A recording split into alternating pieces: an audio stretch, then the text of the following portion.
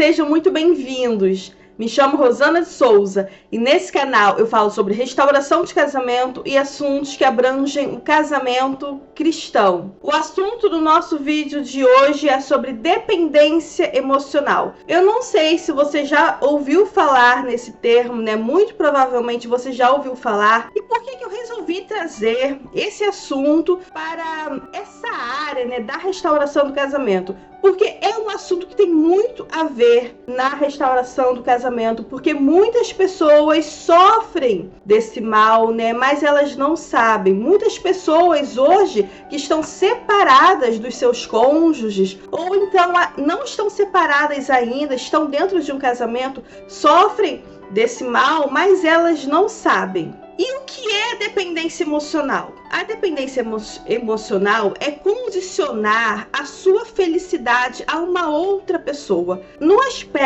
âmbito de um casamento, no âmbito de um relacionamento amoroso, a pessoa ela condiciona a felicidade dela a outra pessoa. Ela acha que ela vai ser feliz apenas se tiver a outra pessoa do lado. Ou então ela acha que a vida dela só vai ter um sentido se tiver aquela pessoa ali do lado, né? Se tiver a pessoa amada junto com ela. Muitas pessoas, gente, estão sofrendo hoje, estão separadas dos seus cônjuges e estão no deserto, né? Pessoas estão buscando a restauração dos seus casamentos, elas estão no deserto, mas elas sofrem de dependência emocional, mas elas nem se dão conta. Elas acham que o que elas estão passando é apenas porque elas amam a sua esposa, o seu marido.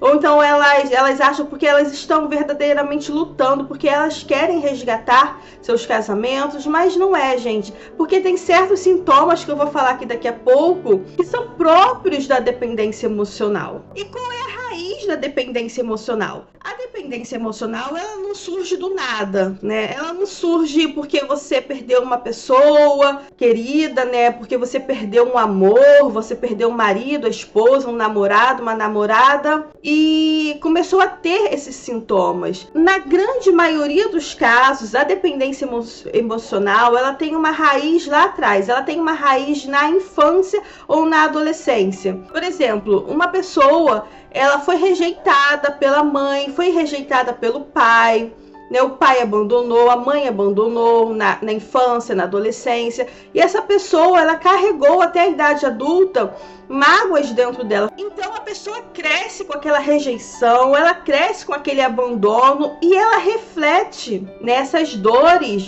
do abandono e da rejeição nos relacionamentos, né? Então nesse contexto da restauração de um casamento, tem pessoas que estão vivenciando, estão sofrendo com essa condição, né? Elas estão colocando a vida dela, a felicidade delas no marido, na esposa, né? E muitas delas nem sabem que essa situação, né, de ser dependente emocional foi gerado lá atrás, em um abandono, em uma rejeição que essa pessoa sofreu. Então, como ela não foi tratada ainda, como ela não foi curada dessa rejeição que ela sofreu na infância ou na adolescência, né? Geralmente é por um pai ou por uma mãe ou uma pessoa muito próxima, né? Como ela não foi curada, ela carrega isso dentro dela e ela vai refletir em relacionamentos importantes. Então ela vai colocar as expectativas dela no marido, na esposa, o carinho que ela gostaria de ter do pai,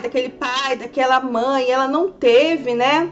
O amor, a assistência que essa pessoa não teve, ela vai colocar as expectativas dela todas nesse cônjuge. E eu vou falar aqui agora alguns sintomas da dependência emocional. No casamento, a pessoa acha que ela é sempre inferior ao cônjuge. Ela acha que todos os problemas que estão dentro do casamento, a culpa é dela. Gente, eu vou falando aqui os sintomas e vocês vão vendo se vocês se identificam com alguns. Há um medo obsessivo do cônjuge ir embora, né? A pessoa se anula, a pessoa anula as suas vontades, anula os seus desejos.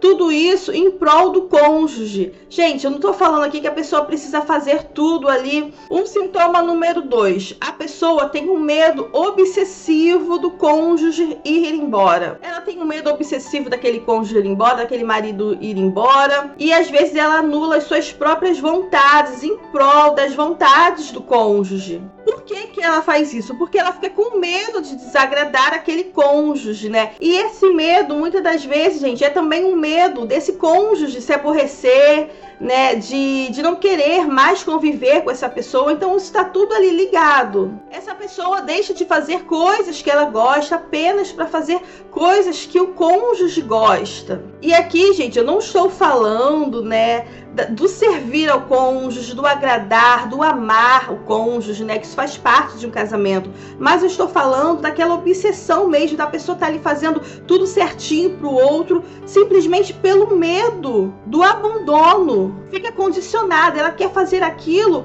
porque ela fica com medo de perder aquela pessoa. É nisso que eu estou me referindo. Então, isso é um sintoma bastante frequente em uma pessoa que é dependente emocional do outro. Esse terceiro sintoma é um sintoma que eu já vi, assim, inúmeras vezes, tanto em homens quanto em mulheres. A pessoa falar ou ter vontade de cometer uma besteira contra a própria vida, caso o outro vá embora, caso haja uma separação. Eu já vi pessoas, né, gente, em grupos ou em alguns relatos pela internet falando que elas têm vontade de cometer uma besteira contra a sua própria vida, né, caso a pessoa vá embora. Ou se elas já estão separadas, eu já vi pessoas, homens e mulheres, tá, gente? Nessa questão aqui, o curioso aqui, acho que fica meio a meio, homens e mulheres.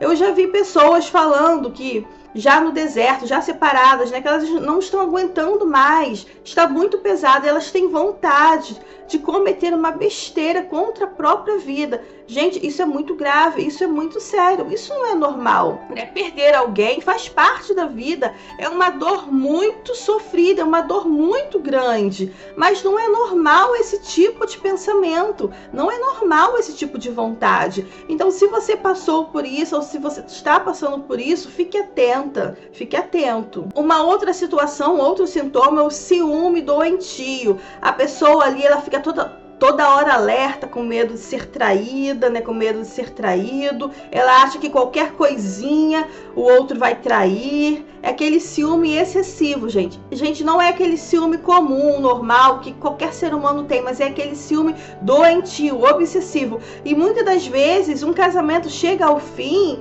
por causa desses sintomas, né, gente? Eu não estou me referindo aqui quando a pessoa tem esses sintomas, quando a pessoa já perdeu o outro. Não. Às vezes ela está em um casamento, mas ela tem essas atitudes em um casamento, mas o casamento acaba ficando doente e terminando por causa da dependência emocional do outro. Então, o ciúme doentio é muito comum e ele pode sim fazer com que um casal se separe. E o ciúme doentio comprova a insegurança, né, gente? A insegurança vai estar tudo ali atrelado ao abandono, à rejeição, coisas, né, dores que essa pessoa viveu lá atrás e não foi tratado, não foi curado e trouxe para o relacionamento atual, trouxe para o casamento. Se você se identificou com esses sintomas, gente, são mais sintomas, são muitos sintomas, mas eu resolvi trazer os mais comuns. Se você se identificou com esses sintomas,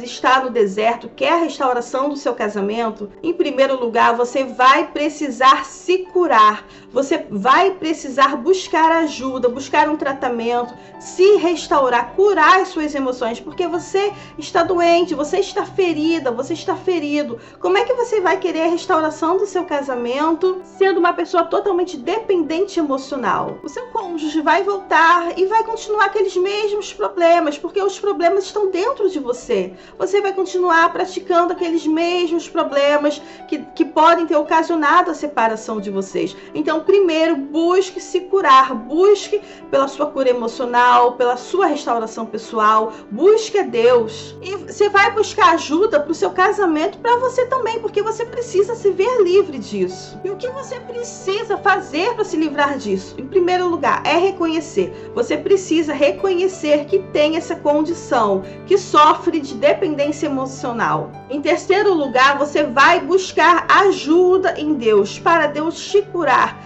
Caso seja possível e caso precise, busque uma ajuda profissional de um terapeuta, de um psicólogo, né? Procure um psicólogo cristão que está ali alinhado com seus valores, com seus princípios, com as suas crenças. Mas busque ajuda. O que não pode acontecer é você se acomodar nessa situação, porque vai fazer mal para o seu casamento e vai fazer mal principalmente para você mesmo, para você mesma. Tá bom, gente? Então esse é o assunto que eu resolvi trazer para vocês hoje, porque eu acho um assunto extremamente importante nesse contexto da restauração do casamento. Então, se você acha esse vídeo importante para você compartilhar com outras pessoas, você compartilhe, você deixe seu like, você comente. Caso você não seja inscrito no nosso canal, você se inscreva. Um beijo, até a próxima e tchau!